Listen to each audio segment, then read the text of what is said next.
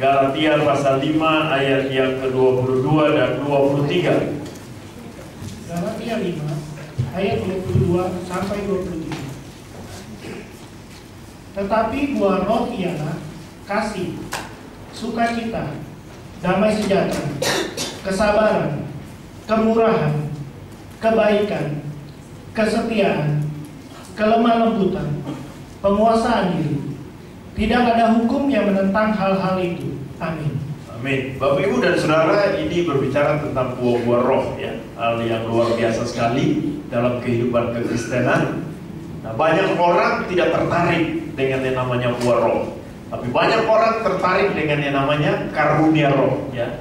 Ada banyak orang yang kejar, kalau bisa saya dipenuhi dengan kuasa Roh Kudus sehingga karunia-karunia Tuhan semakin nyata. Kok saya sudah sekian tahun ikut Tuhan, masuk ke gereja, tapi orang lain bisa berbahasa roh, sayanya enggak, ya kan? Saya pergi ke satu ibadah KKR, kok hamba Tuhan yang sana dia numpang tangan orang yang lumpuh bisa berjalan, ya kan? Bahkan ada yang hamba Tuhan yang berdoa untuk orang mati pun dibangkitkan. Lalu kita terobsesi, saudara. Kita rindu, ya. Kita berdoa, Tuhan kalau boleh, Tuhan, kalau Tuhan boleh pakai dia secara dahsyat, hamba Tuhan yang sana, di mana dia menumpangkan tangan orang sakit sembuh, saya juga pengen, Tuhan. Kita datang kepada satu KKR, kita lihat ada seorang anak muda yang berkhotbah, berapi-api dengan penuh kuasa dan otoritas. Waktu dia nantang, ada begitu banyak ribuan orang maju menerima Yesus, ya, mereka bertobat. Lalu kita pengen, Tuhan, saya masih muda, saya pengen seperti hamba Tuhan yang sana. Kalau saya berdiri berkhotbah, ada banyak orang yang bertobat dan dilawat Tuhan. Saudara, ini karunia-karunia roh, ya. Orang rindu supaya berbahasa roh, orang rindu supaya memiliki karunia bernubuat, orang rindu supaya memiliki karunia melakukan mujizat. Orang rindu untuk memiliki karunia namanya kesembuhan. Orang rindu untuk memiliki karunia yang namanya pengetahuan.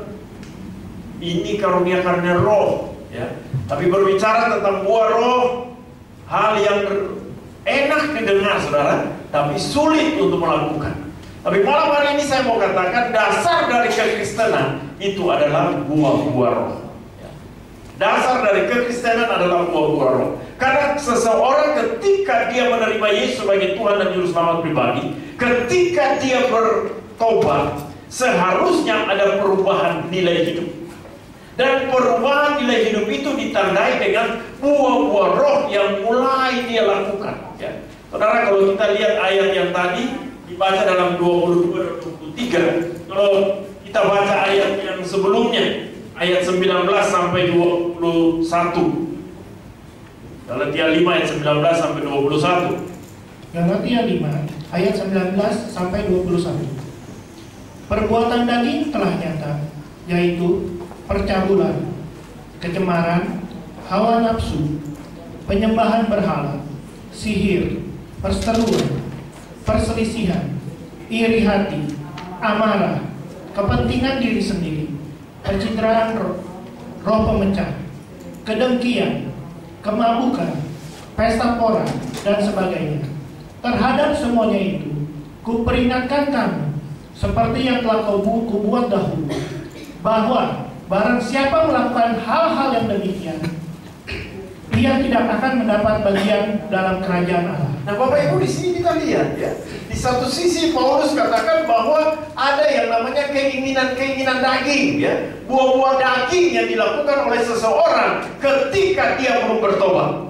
Paulus katakan terhadap semuanya ini, seperti apa yang pernah aku lakukan dahulu, ya, aku menasihatkan kamu supaya kamu juga tidak melakukan hal yang demikian. Jadi kita lihat ketika kita mau bertobat, hal-hal ini selalu terjadi, saudara, dalam hidup kita, ya. Kalau orang mau bertobat, perbuatan daging nyata, ya. Ada percabulan, kecemaran, ada amarah, ada kesombongan, ada macam-macam, saudara, ya. Kalau kita lihat di sini, ya, buah-buah daging yang dia lakukan, ya. Ini kalau orang belum bertobat.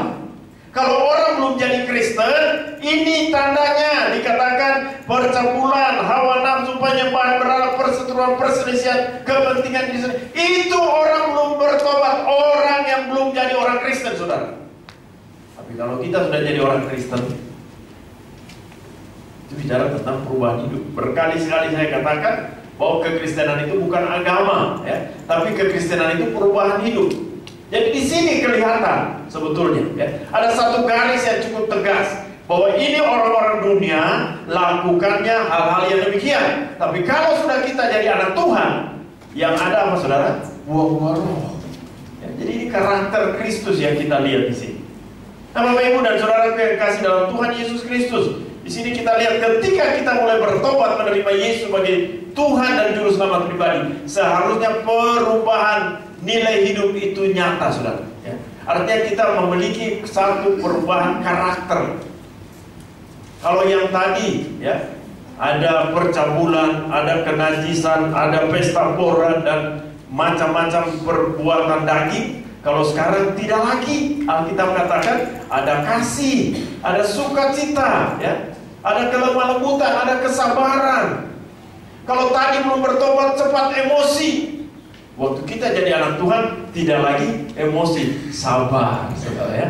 Ada orang yang kadang-kadang karena sudah bertobat, latar belakangnya, marahnya minta ampun, ambil gelas lempar, pukul balik meja, ada cermin ditonjok cerminnya pecah, tangannya juga luka. Ini seringkali, saudara. Tapi begitu dia bertobat jadi anak Tuhan, dia pengen. Tapi karena dia sudah bertobat, kadang-kadang dia cuma pegang kepalanya lalu dia masih tahan emosi, pengen pukul orang, tapi sudah nggak boleh. Dia sadar, oh saya sudah jadi anak Tuhan. Sabar. Jadi benar-benar ada perubahan ini. Kekristenan itu bicara tentang perubahan nilai hidup, saudara. Kalau kita orang Kristen, lalu kita nggak punya kasih, bohong. Karena kita katakan buah roh itu kasih. Ada sukacita. Sukacita di mana saat apa saja. Ada saat senang, saat susah, kita tetap menunjukkan sukacita ilahi. Makanya seringkali yang Bapak Tuhan katakan perbedaan dari anak Tuhan dan orang dunia di mana? Ya, gaya hidup dalam pengertian penuh dengan ucapan syukur. Anak-anak Tuhan seharusnya ketika dia dilanda dengan persoalan, masalah, problem, dia tetap sukacita, dia tetap bisa senyum karena ada Roh Kudus yang menguatkan dia. Kalau orang dunia dia bisa marah-marah, ya. Jadi kita lihat situ seharusnya ada perbedaan yang nyata. Ada sukacita, ada damai sejahtera, ya. Ini 9 buah roh ini. Ada kesabaran, ada kemurahan, ada kebaikan, kesetiaan, kelemah lembutan, penguasaan diri. Ini semua harus menjadi bagian dalam kehidupan kita sebagai anak Tuhan yang sudah bertobat, ya, yang sudah jadi Kristen. Alkitab katakan kamu dulu masih orang dunia. Di dalam Efesus Paulus katakan kamu dahulu sudah mati karena pelanggaran dan dosa-dosamu. Ya, jadi kamu hidup di dalam keinginan. Coba kita lihat Efesus pasal yang kedua, ayat 1-3.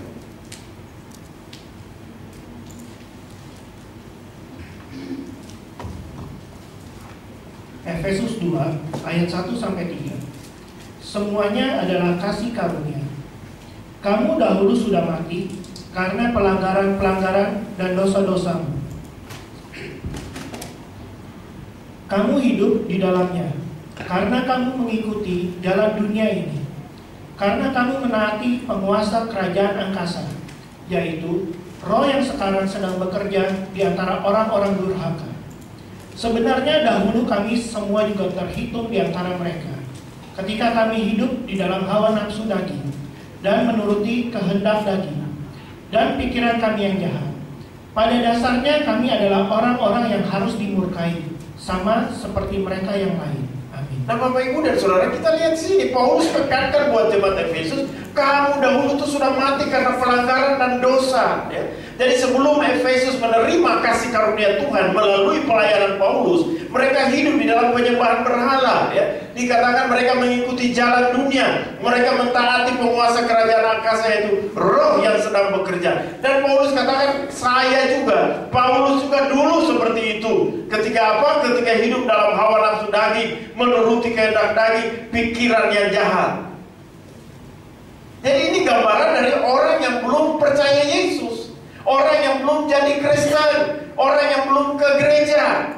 Itu kehidupannya di dalam daging. Nah, waktu kita sudah ke gereja, waktu kita sudah jadi Kristen, waktu kita sudah bertobat, waktu kita sudah jadi anak Tuhan, ada perubahan. Ya, perubahannya apa? Buah-buah roh tadi, ya.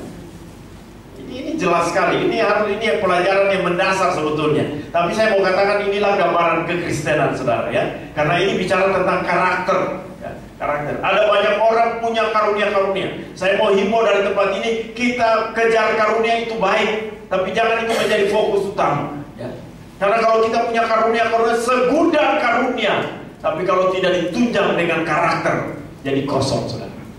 Akhirnya saudara bisa bernubuat, bisa bicara orang, tapi orang ngomongin, dia bernubuat, tapi di belakang dia utang di mana-mana. Utangnya nggak bayar lagi.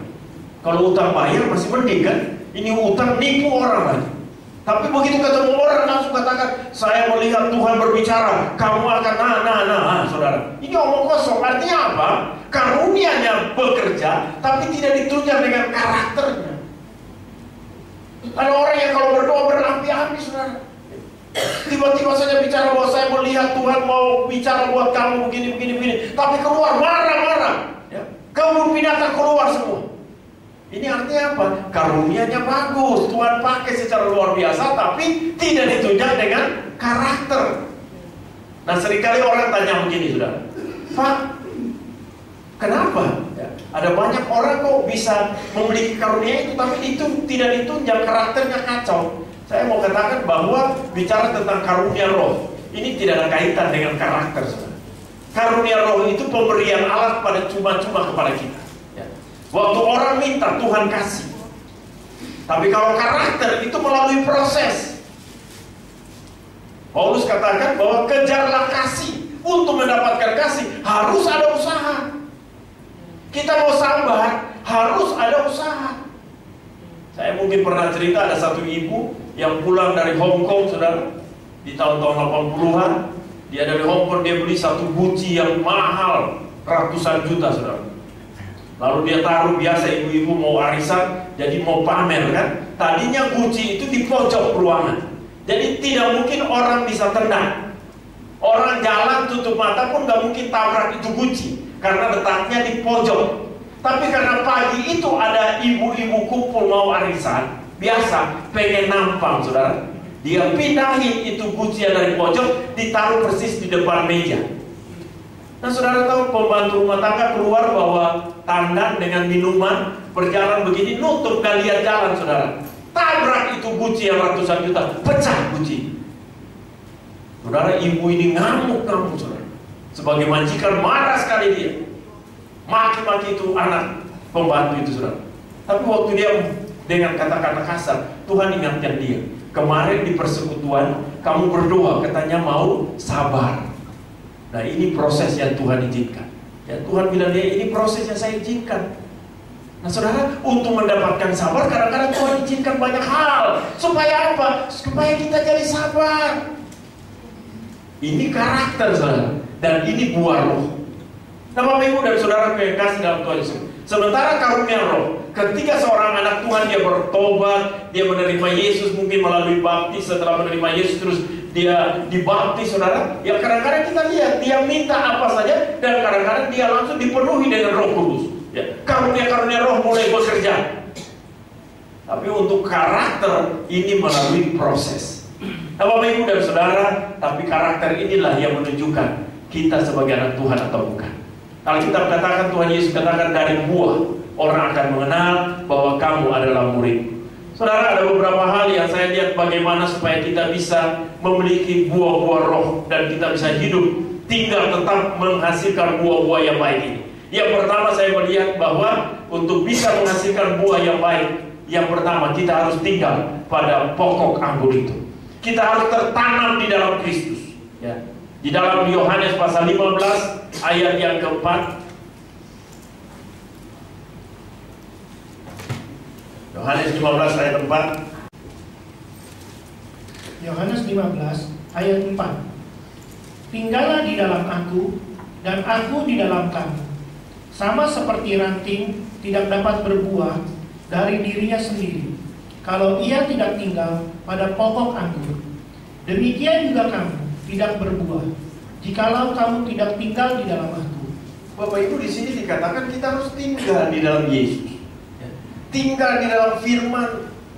Di dalam Mazmur 119 ayat 105 dikatakan firman itu adalah pelita bagi kaki kita, ya, dan terang pada jalan. Jadi firman itu yang menuntun. Firman ini yang akan mengoreksi. Coba kita lihat satu ayat lagi, 2 Timotius. Betapa penting kita tinggal dalam firman Tuhan ini. 2 Timotius pasal yang ketiga ayat yang ke-16. 2 Timotius 3 ayat 16. Segala tulisan yang diilhamkan Allah memang bermanfaat untuk mengajar, untuk menyatakan kesalahan, untuk memperbaiki kelakuan, dan untuk mendidik orang dalam kebenaran. Nah, Bapak Ibu, kita lihat di sini ya. Tadi di dalam Yohanes 15 dikatakan, kalau kamu tinggal di dalam aku, kamu akan berbuah. Nah, artinya waktu kita tinggal di dalam Yesus, kita tinggal di dalam firman Tuhan. Firman itu akan mendidik kita. Firman itu yang akan membentuk kita. Di sini dikatakan segala tulisan yang didalamkan Allah, ini maksudnya firman Tuhan, bermanfaat untuk mengajar. Sehingga yang tadinya kita tidak tahu bahwa, oh, kalau saya jadi Kristen saya harus sabar, ya. Bapak Ibu, kalau kita yang sudah latar belakang dari Kristen sudah sekian tahun, itu mah gampang kan cerita, kita udah memahami. Tapi kalau orang yang misalnya dari latar belakang agama yang berbeda, dia belum tahu tentang buah-buah roh. Dia mungkin masih tetap emosi. Waktu dia belajar firman Tuhan bilang, kamu harus sabar. Baru dia tahu, oh iya. Jadi kita lihat firman Tuhan inilah yang menuntun, saudara. Untuk mengajar, untuk menyatakan kesalahan. Dia sudah jadi anak Tuhan tapi masih ngacau, ya. Omongan masih kotor, masih sering ke tempat-tempat yang tidak baik. Nah, firman Tuhan mengajar dia, hei, tidak boleh ke sana lagi. Kamu itu salah yang kamu lakukan. Untuk memperbaiki kelakuan, ada perbaikan, ya. Kalau kemarin dia melakukan hal-hal demikian, sekarang dia berubah. Lalu mendidik kita terus dalam kebenaran. Sehingga apa? Dari karakter-karakter daging yang kita lakukan, secara perlahan firman Tuhan itu yang menuntut. Karena kita tinggal dalam firman, kita sudah bertobat terima Yesus dan kita tinggal dalam firman. Setiap pagi mungkin kita baca, kita berdoa, firman itu menuntut. Dari hari ke hari kita akan lihat mulai nampak dengan buah-buah pertobatan tadi, ya. Karunia-karunia buah-buah roh ini mulai nampak. Yang kemarin kita gak sabaran, sekarang mulai jadi sabar. Firman Tuhan ini, ya. Jadi saya melihat bahwa kunci seorang anak Tuhan bisa berbuah roh kalau dia tinggal dalam Yesus. Saudara, banyak kita tidak berbuah roh karena kita malas untuk tinggal dalam Yesus. Kita tidak pernah baca Alkitab, kita tidak pernah berdoa. Kita pikir dengan hari Rabu kita datang ibadah, hari Minggu kita datang ibadah, itu sudah cukup. Kalau gereja-gereja lain mungkin hari Jumat ada kegiatan, hari Sabtu ada, ya cukup kegiatan gereja sudah cukup. Tidak cukup, saudara. Baca Alkitab itu harus menjadi gaya hidup kita. Karena itu makanan rohani yang mengenyangkan kita. Kalau satu hari kita harus makan 3 kali secara jasmani, maka firman Tuhan juga kita harus makan, sehingga rohani kita semakin sehat. Jadi saya mau lihat poin yang pertama supaya kita bisa berbuah. Kalau kita tinggal di dalam pokok anggur itu, saudara. Kita tinggal dalam Kristus dan firman tinggal dalam kita. Hal yang kedua, saya melihat bahwa supaya kita bisa berbuah yang Tuhan inginkan. Coba kita lihat dalam Yohanes 15 ayat yang kedua.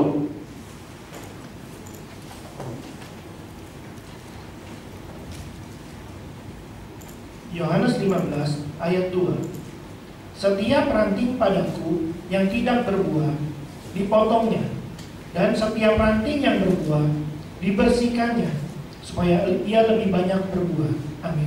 Nah, saudara, setelah kita tinggal dalam Tuhan, ya, kita lihat Tuhan mulai membersihkan kita. Mungkin ada karakter-karakter yang buruk, Ada dosa-dosa yang masih kita lakukan. Di sini dikatakan harus dibersihkan. Ya. Setiap ranting yang pada buah yang tidak berbuah dipotong. Setiap ranting yang berbuah dibersihkan supaya ia lebih banyak lagi berbuah. Ya. Hari ini mungkin buah yang kita hasilkan masih asam, saudara. Tapi itu dibersihkan terus sama Tuhan. Akhirnya kita semakin berbuah dan berbuah. Mungkin ada dosa yang menggerogoti hidup kita. Mungkin ada kata-kata, kalau ada hal-hal dosa-dosa yang sudah tidak seperti dulu lagi. Ya. Kita sudah tidak judi, kita sudah tidak mabuk, kita mungkin sudah tidak selingkuh dan sebagainya, tidak berzina. Tapi barangkali masih bohong kecil-kecil, ya kan? Bohong kecil-kecil, kok ada bohong kecil-kecil? Iya, ya kan? Bohong kecil-kecil demi kebaikan katanya. Sudah bohong masih demi kebaikan lagi. Ini kan seringkali, saudara. Yang bahaya kadang-kadang ada yang punya peranan sebagai sekretaris, ya, bos belum anak Tuhan, itu bisa bohong setiap hari kan? Nanti pokoknya saya nggak mau terima telepon ya. Udah terpaksa, halo selamat pagi, bisa bicara dengan bapak ini. Oh, bapaknya lagi keluar, bohong melulu. Ya pak, bagaimana? Habis posisi saya seperti itu. Ini bohong kecil-kecil, saudara. Nah, yang seperti ini kalau terus tinggal dalam firman, kita lihat di sini dibersihkan. Ya. Dari hari ke hari akhirnya kita dibersihkan. Ada dosa-dosa yang kecil. Waktu malam sebelum tidur kita berdoa minta ampun dari Tuhan. Kita evaluasi perjalanan hidup sepanjang hari ini. Oh, ada hal-hal yang perlu dikerat. Ya dibersihkan terus, dibersihkan. Lalu hal yang ketiga, saudara, saya melihat bahwa supaya kita bisa berbuah, kita tidak berbuah secara musiman, saudara. Ya. Coba baca Markus pasal 11. Markus pasal yang ke-11. Tidak berbuah musiman. Markus 11 ayat 12 sampai 14. Markus 11 ayat 12 sampai 14. Yesus mengutuk pohon ara. Keesokan harinya, sesudah Yesus dan ke-12 muridnya meninggalkan Betania, Yesus merasa lapar. Dan dari jauh ia melihat pohon ara yang sudah berdaun. Ia mendekatinya untuk melihat kalau ia mendapat apa-apa pada pohon itu. Tetapi waktu ia tiba di situ, ia tidak mendapat apa-apa selain daun-daunnya saja. Sebab memang bukan musim buah ara. Maka katanya kepada pohon ara itu, jangan lagi seorang pun makan buahmu selama-lamanya. Dan murid-muridnya pun mendengarnya. Ya, ayat 20 dan 21. Ayat 20 dan 21. Pohon ara yang sudah kering, nasihat Yesus tentang doa. Pagi-pagi ketika Yesus dan murid-muridnya lewat, mereka melihat pohon ara tadi sudah kering sampai ke akar-akarnya. Maka teringatlah Petrus akan apa yang telah terjadi. Lalu ia berkata kepada Yesus, Rabi, lihatlah, pohon ara yang kau kutuk itu sudah kering. Nah, Bapak Ibu dan Saudara, kalau kita lihat dari cerita ini dikatakan bahwa Yesus merasa lapar dalam perjalanan itu. Waktu dia merasa lapar, dia lihat ada pohon ara yang rimbun sekali, ya. Daun-daunnya penuh, hijau luar biasa sekali. Lalu dia mendekati pohon itu, kalau-kalau mendapatkan buah. Tapi waktu dia sampai di pohon ara itu, ternyata pohon ara itu dikatakan tidak berbuah, saudara. Ya. Di situ tidak hanya berdaun, tapi tidak ada buahnya. Lalu Yesus marah. Ya. Dalam hal ini dikatakan memang belum musim buahnya, saudara. Ya. Nah, kalau saudara bicara tentang kondisi konteks yang kita baca pagi sore hari ini, kira-kira menurut Bapak Ibu siapa yang salah? Pohon aranya memang belum musim, Yesus salah atau bagaimana? Kenapa Yesus datang pohon yang belum musim kan? Yesus harus tahu dong, itu kan belum musim, ya. Kalau ada belum musim mangga, lalu kita datang di satu daerah yang katanya mangganya banyak, terus kita mau cari mangga di situ, orang kan ketawain kita kalau memang bukan musim, ya kan? Tapi saya mau katakan pagi sore hari ini bahwa Yesus tidak peduli, saudara. Yang Yesus mau waktu dia datang kita berbuah. Banyak kita anak-anak Tuhan tidak bisa menghasilkan buah karena buah yang kita hasilkan itu musiman. Kita berbuah kalau ada di gereja, tapi nanti di rumah bentuk asli kita muncul. Ini yang bahaya, saudara. Kita berbuah kalau lagi melayani Tuhan.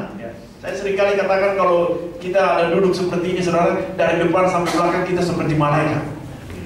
cuma ada malaikatnya hitam, kumis, kan begitu. Ada yang putih seperti Pak Markus. Ya bentuknya macam-macam lah. Seperti tadi lagu bilang itu, ada yang keriting, ada yang lurus. Malaikat semua ini kita ini, saudara. Dan di sini, saudara, kalau Bapak Ibu berdiri di sini, lihat kita ini semua seperti malaikat. Tidak ada satupun yang kelihatan punya bakat untuk berbuat dosa, saudara. Tapi coba kita keluar nanti, ya, di dalam perjalanan itu muncul itu bakat-bakat dosa semua, kan? Orang nyerempet kita, langsung emosi kita keluar, ya kan? Di rumah kita bisa ribut dengan istri, suami, anak-anak, di tempat pekerjaan. Ini artinya apa? Seringkali kita berbuatnya musiman, saudara. Kita rasa kalau mau datang ke gereja, kita harus kudus. Bapak, Ibu, dan saudara, kekristenan itu harus hidup dalam integritas. Artinya apa saja yang kita lakukan, yang kita perkatakan harus sama dengan yang kita perbuat. Dan kapan saja, di mana saja, warna asli itu kita tetap sama, saudara. Jangan sampai di gereja kita seperti malaikat, di rumah kita seperti setan. Nah, ini yang bahaya, saudara, ya. Jadi poin yang ketiga kita lihat bahwa untuk kita bisa berbuah, kita harus hidup, artinya berbuahnya tidak musiman, saudara, ya. Hidup dalam integritas. Lalu yang terakhir, saudara, Galatia pasal 5 ayat 16.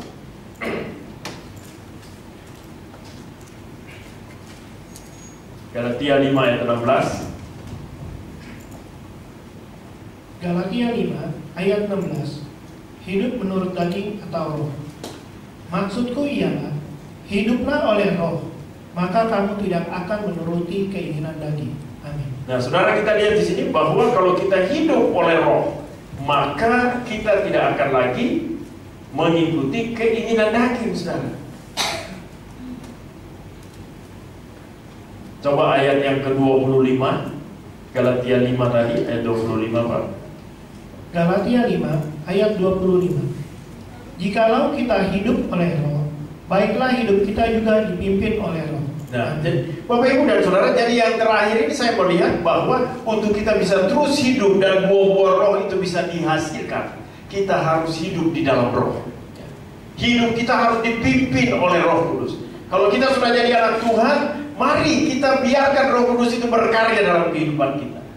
Karena kalau kita hidup di dalam roh, roh kita terlalu kita beri makan, maka otomatis kita akan dari waktu ke waktu kita memahami bahwa mana yang menjadi kehendak Allah, mana yang tidak menjadi kehendak Allah. Kita semakin mengerti. Itu sebabnya dikatakan, hendaklah hidup kita selalu dipimpin oleh roh. Dan di ayat yang lain dalam Galatia ini dikatakan perbuatan daging berbeda dengan perbuatan roh. Nah, Bapak, Ibu, dan saudara yang kasih dalam Tuhan Yesus Kristus, seringkali kita sudah jadi anak Tuhan, tapi kita tidak peka terhadap apa yang Roh Kudus katakan. Kita lebih peka terhadap suara daging kita. Jadi saya lihat ini urut-urutan sebetulnya. Kalau kita terus tinggal dalam firman Tuhan, dari waktu ke waktu roh kita semakin diasah, kita semakin mengerti, semakin memahami, sehingga langkah demi langkah apa saja yang kita lakukan, kita pasti mau menyenangkan hati Tuhan. Kita mau melakukan apa yang Roh Kudus katakan. Saya pernah kasih contoh di sini, ada orang yang piara anjing hitam dan anjing putih, saudara. Ya, anjingnya sama besar. Lalu temannya datang, wah ini kalau kasih berantem mana yang menang? Dia bilang tergantung anjing mana yang saya kasih makan. Kalau saya kasih makan anjing putihnya menang. Kalau saya kasih makan anjing hitamnya menang. Ini gambaran kehidupan roh dan daging kita, saudara. Kalau kita terus diberi makan roh kita, setiap hari baca Alkitab, berdoa, memuji Tuhan, pujian dan penyembahan secara pribadi maupun secara persekutuan, saya percaya roh kita akan menang, saudara. Kita mudah mengalahkan dosa. Kita mengerti apa yang menjadi kehendak Tuhan. Tapi kalau setiap saat daging kita yang diberi makan, pikiran kotor, pikiran licik macam-macam, kita tidak pernah baca Alkitab, kita tidak punya waktu-waktu doa, maka daging kita yang akan menguasai kita. Apa-apa sedikit kita bisa emosi, kita bisa cepat-cepat marah, kita bohong, anggap itu biasa, saudara. Saya ketemu dengan anak Tuhan yang bohongnya kecil-kecil, saudara, dan dia anggap itu biasa. Bahkan kadang-kadang dia menceritakan dengan bangganya, saudara. Ini kan bahaya, saudara. Mari sore hari ini Saya percaya kita semua punya kerinduan untuk menghasilkan buah-buah roh yang Tuhan inginkan. Nah, 4 poin di malam hari ini yang kita belajar. Yang pertama, kita mau tinggal terus di dalam Kristus, bergaul karib dengan Dia. Yang kedua, selalu dibersihkan, buka diri terhadap firman Tuhan. Firman Tuhan mengoreksi, ada hal-hal, mungkin ada dosa, ada hal-hal yang kecil, ada hal-hal yang tidak menyenangkan hati Tuhan. Kita minta ampun dari Tuhan, ya. Kita selesaikan itu di hadapan Tuhan. Saudara, apalagi kalau bicara masalah kedatangan Tuhan, itu kan ngeri. Mari sebelum tidur malam, kita nggak tahu nanti apa yang terjadi. Ya, selesaikanlah di hadapan Tuhan. Dibersihkan terus. Lalu yang ketiga, kita hidup jangan menghasilkan buah yang musiman. Artinya kita harus hidup dalam integritas dimanapun kita berada. Berkata ya kalau itu ya, berkata tidak kalau itu tidak. Dalam Matius dikatakan selebihnya dari itu berasal dari si jahat, saudara. Jadi sebagai anak Tuhan, mari tampilan kita di mana saja, saudara, sama. Di gereja apa adanya, di rumah apa adanya, di tempat pekerjaan apa adanya, di dalam berbaur dengan masyarakat umum apa adanya. Lalu yang terakhir, biarkan hidup kita untuk selalu dipimpin oleh Roh Kudus. Karena dengan demikian saya percaya kita akan menghasilkan buah-buah roh yang malam hari ini kita belajar. Mari kita berdoa. Saudara, malam hari ini kita tunduk kepala, kita introspeksi diri kita. Sudahkah kita menghasilkan buah-buah roh? Ingat, perbuatan daging dan perbuatan roh itu menjadi 2 kutub yang berbeda. Kalau dulu kita menjadi anak Tuhan, kita menghasilkan daging. Hidup kita penuh dengan kedagingan. Tapi ketika kita menjadi anak Tuhan, seharusnya Roh Kuduslah. Hidup kita penuh dengan buah-buah roh. Nah, malam hari ini kita terbuka di hadapan Tuhan. Kita lihat diri kita. Apakah selama ini kita sudah menghasilkan buah-buah roh? Atau selama ini kita masih menghasilkan kedagingan, buah-buah kedagingan? Saudara, kalau malam hari ini kita masih hidup dalam kedagingan kita taruh tangan di dada dan katakan, Tuhan ampuni saya. Saya mau bertobat malam hari ini, Tuhan. Saya mau bertobat, Tuhan.